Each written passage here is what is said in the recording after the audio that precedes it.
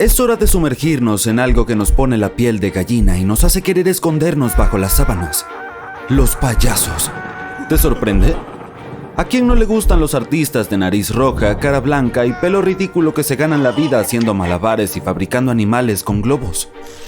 Pues parece que a mucha gente no, y por una curiosa razón. ¿Has oído hablar alguna vez de la coulurofobia? Es el nombre científico del miedo a los payasos. Las personas que padecen coulurofobia experimentan un miedo y una ansiedad intensos en presencia de payasos, a veces hasta el punto de que ni siquiera pueden mirar una foto de un payaso sin sentirse mal. ¿Por qué dan tanto miedo a los payasos? Según la ciencia, tiene que ver con varios factores.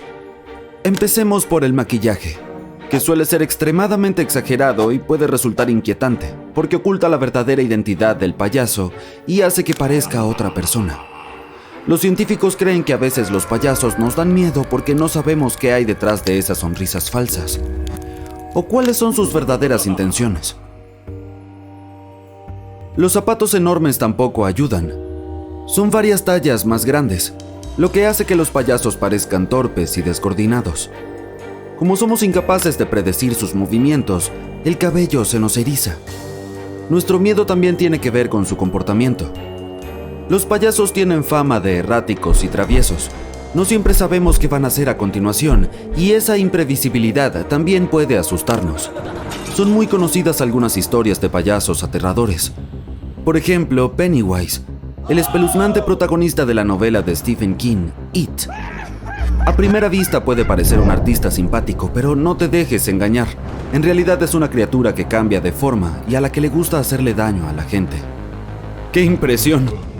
En otro lugar de la lista está el Guasón, el infame villano que siempre estaba luchando contra Batman.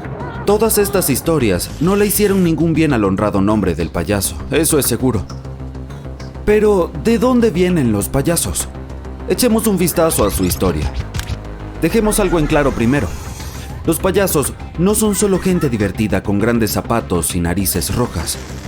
Son como los superhéroes del mundo del circo. Llevan la alegría y la risa a las masas y lo hacen vistiendo un atuendo gracioso que nos llama la atención. Según la historia y la mitología, existen desde hace mucho tiempo.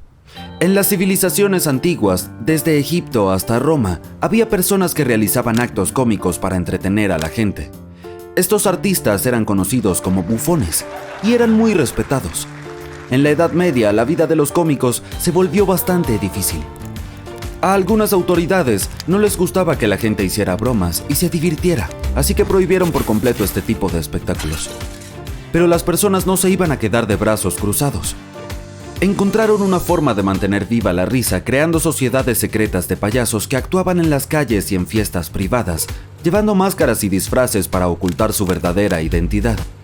Con el tiempo se levantó la prohibición y los payasos volvieron a actuar abiertamente. Y vaya si lo hicieron. Se convirtieron en un elemento básico del mundo del circo, con sus payasadas y sus ridículos disfraces.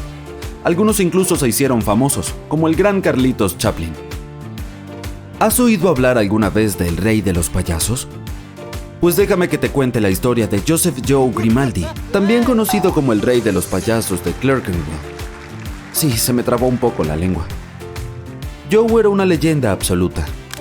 Nacido en 1778, antes de que los smartphones y TikTok se apoderaran del mundo, Joe Grimaldi fue una superestrella desde el principio. Tenía un estilo totalmente único para la época. Su traje era inquietante y lo hacía parecer una extraña pesadilla. Sus colores extravagantes y su atuendo de lentejuelas competían con los arlequines por el atractivo visual. Pero lo más impactante de todo era su maquillaje totalmente blanco, que cubría cada centímetro visible de piel, incluidas sus orejas, sus labios y sus orificios nasales. Sus payasadas eran tan hilarantes que rápidamente se convirtió en un nombre muy conocido en Londres. Joe tenía la increíble habilidad de hacer reír a la gente sin decir una sola palabra. Uno de los personajes más famosos de Joe se llamaba Joey el payaso.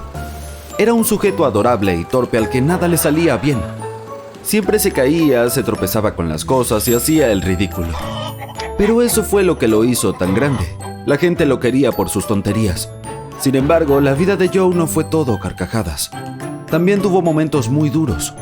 Por un lado, sufrió muchos problemas de salud. Pero ni siquiera en sus días más oscuros, Joe perdió el sentido del humor. Siempre encontraba la forma de hacer sonreír a la gente, incluso cuando él mismo tenía problemas. No todos los payasos eran conocidos por ser extravagantes y alegres. Deja que te cuente una historia sobre un tipo diferente de payaso. Emmett Kelly. Nació en 1898 en Kansas. Emmett no tuvo una infancia fácil. Su familia era bastante pobre y sus padres se separaron cuando él era pequeño. Pero Emmett era un tipo resistente y utilizó su sentido del humor para superar los momentos difíciles. Cuando era joven, se unió al circo. Empezó como trapecista, balanceándose por el aire en un gran artilugio suspendido. Pero pronto se dio cuenta de que su verdadero talento consistía en hacer reír a la gente. Así que se hizo payaso y le salía naturalmente. Y es que también tenía muchas otras capacidades que lo hacían destacarse. Por un lado, era un increíble artista de la pantomima, lo que significa que podía contar toda una historia solo con su cuerpo y sus expresiones faciales. El público reía, lloraba o sentía miedo sin que él pronunciara ni una palabra. Emmett también tenía un talento para la improvisación. Se le ocurrían cosas graciosas sobre la marcha, sin planearlas con antelación. Una de sus rutinas más famosas se llamaba Willy el Cansado. Se trataba de un payaso triste que siempre parecía tener mala suerte. Pero aunque se mostraba abatido, también era gracioso. La audiencia no podía evitar sentir lástima por él y reírse al mismo tiempo. Otro payaso igualmente famoso fue Grock, cuyo verdadero nombre era Charles Adrian Whitach. Fue un payaso suizo que saltó a la fama a principios del siglo XX. Grock era un maestro de la comedia física. Podía hacer malabarismos con cualquier cosa, desde pelotas hasta huevos, pasando por platos e incluso un afilado cuchillo de carnicero. ¿Lo puedes creer? Y no se limitaba a hacer malabarismos.